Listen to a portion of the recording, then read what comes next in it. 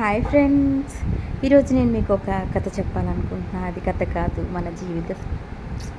మన జీవితంలో వచ్చే కొన్ని అవకాశాలకి అదొక నిదర్శనం.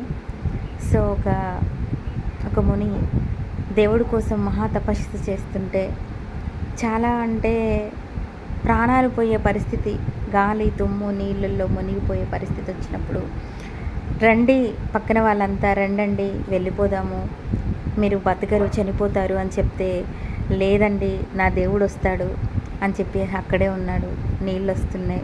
మళ్ళీ వేరే వాళ్ళు వచ్చి మీరు ఇలా ఉండకూడదండి అని ఒక స్వామీజీ వచ్చి చెప్తే, లేదండి నా దేవుడు వస్తాడు, నేను బాగా తపస్సు చేస్తున్నాను అది ఇదని చెప్పేసి తను అక్కడే తపస్సు చేసుకుంటూ ఉంటాడండి. ఆ తపస్సు చేయడం వల్ల నా దేవుడు వస్తాడు నన్ను కాపాడుతాడా అనే నమ్మకంలో ఆ భ్రమలోనే ఉండిపోతాడు. ఖచ్చితంగా ఏమవుతుందంటే లాస్ట్కి వచ్చేసరికి పైనుంచి పైలట్ నీళ్ళు ఇక్కడ దాకా వచ్చాయి, నెక్స్ట్ ఇక్కడ దాకా వచ్చాయి.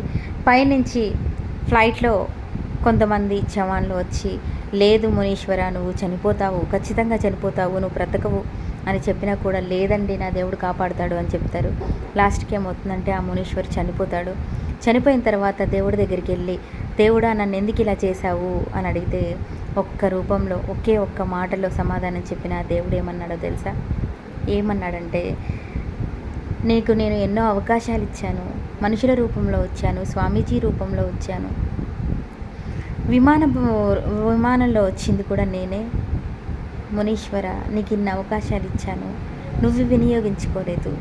నీ ఒక పిచ్చి నమ్మకం నా దేవుడు వస్తాడు నా దేవుడు వస్తాడు అని అనేసి. ఎక్కడి నుంచి వస్తాడు? మనలో ఎవరున్నారు? మన సంకల్పమే మన బలం, మన ఆశే మన ఆయుధం. వీటన్నిటిలో నేను ఒక విషయం చెప్పాలనుకుంటున్నా. దేన్ని ఆశించకూడదు, అలా అని దేన్ని వదిలిపెట్టకూడదు. ప్రతి ఒక్క అవకాశాన్ని వినియోగించుకొని ప్రతి ఒక్కళ్ళు ముందుకెళ్ళాలనేది నా కోరిక.